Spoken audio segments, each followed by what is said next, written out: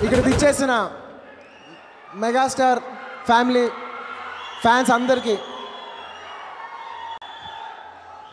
Thank you very much. And ఒక విషయం చెప్పాలనుకుంటున్నాను, బయట చాలామంది ఉండిపోయారు, చాలామంది అభిమానులు ఉండిపోయారు, వాళ్ళంతా లోపల రాలేకపోతున్నారు.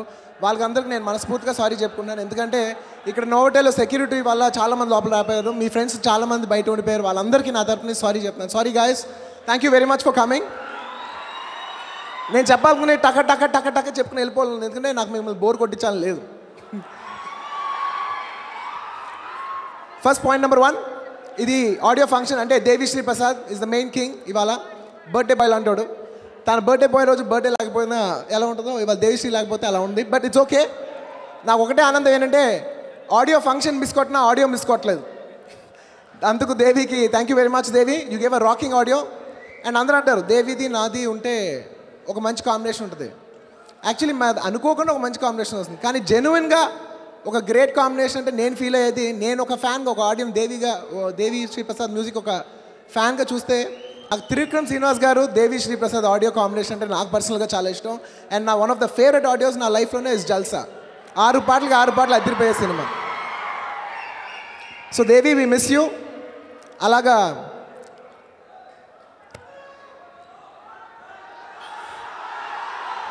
నెంబర్ 2, త్రివిక్రమ్ శ్రీనివాస్ గురించి చెప్పాలి. అంటే ఆయన ఎలాంటి రైటరు, ఆయన ఎలాంటి డైరెక్టర్ అనేది ఆయన సినిమా మాట్లాడుతుంది. ఆయన గురించి నేను గొప్పగా ఏం చెప్తాను లేదు, ఎందుకంటే ప్లస్ ప్రతి ఆడియో ఫంక్షన్ త్రివిక్రమ్ గారు ఎంత గొప్పవారంటే అది ఇది అందరూ అంటూ ఉంటారు, నాకు సిగ్గు వచ్చేస్తూ ఉంటుంది. నిజంగా అది అందరికీ తెలిసిన విషయం, నిజంగా అది ఆయన వర్క్ చూస్తే తెలిసిపోతూ ఉంటుంది. కానీ నేను చెప్పాలనుకున్న విషయం ఏంటంటే ఆయన చూసినప్పుడు నాకు అనిపించింది, నేను ఇవాళ ఒక జులై పెద్ద ఎక్కువ చదువుకోలేదు, కానీ త్రివిక్రమ్ శ్రీనివాస్ గారిని చూస్తుంటే మాత్రం అనిపిస్తుంది, అరే ఎంత చదువుకుని ఉంటే మాత్రం త్రివిక్రమ్ శ్రీనివాస్ గారిలా ఉండేవాళ్ళు ఏమో అని. అంటే ఆ గుండెలో నిజంగా గుచ్చేస్తారు. జెన్యున్గా చెప్తాను. అంటే డైరెక్టర్స్లో ఒక డైరెక్టర్స్ అనే కాదు, ఏ ఫీల్డ్లో అయినా ఒక ఎడ్యుకేటెడ్ పర్సన్కి ఒక అన్ఎడ్యుకేటెడ్ పర్సన్కి అది హ్యాండిల్ చేస్తుంటే ఎలా ఉంటుంది అనేది నిజంగా త్రివిక్రమ్ శ్రీనివాస్ గారిని చూస్తుంటే ఒక ఎగ్జాంపుల్ సెట్ చేయాలనిపిస్తుంది. నిజంగా చదువుకునే వాళ్ళు, నేను అనుకున్న నాలాంటి చదువుకోలేని వాళ్ళు ఒకటే, జనాలకి ఏం కావాలో అది ఇస్తారు. కానీ త్రివిక్రమ్ శ్రీనివాస్ గారు చదువుకున్న వాళ్ళు జనాల్ని ఎడ్యుకేట్ చేస్తారు.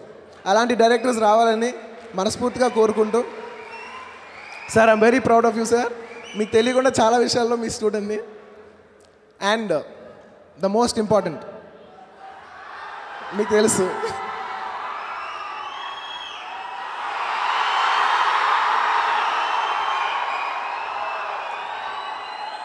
సినిమా ఇండస్ట్రీలో ప్రతి వాళ్ళకి తెలుసు, ఒక పెద్ద సౌండ్ వచ్చిందంటే అది ఏమీ లేదు, కళ్యాణ్ బాబు ఎంటర్ అయ్యి ఉంటుందేమో అని అందరికీ ఫిక్స్ అయిపోయి ఉంది. ఏ పెద్ద సౌండ్ వచ్చినా కళ్యాణ్ వచ్చారా అంటుంటారు.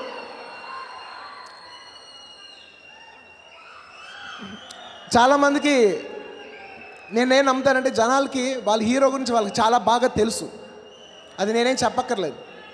కానీ నేను ఈ హీరోని నేర్చుకునే విషయం ఏంటంటే, నాకు ఎవరిని చూసినా అలా అనిపించదు, కళ్యాణ్ బాబు ఒక్కరిని చూస్తే అలా అనిపిస్తుంది, స్టార్, రియల్ స్టార్. అంటే డ్యాన్స్లు వేసేసిన మాత్రాన, స్టెప్లు వేసేసిన మాత్రాన, ఫైట్ చేసిన మాత్రాన, పెద్ద పెద్ద డైలాగులు చెప్పేసిన మాత్రాన స్టార్ అయిపోరు.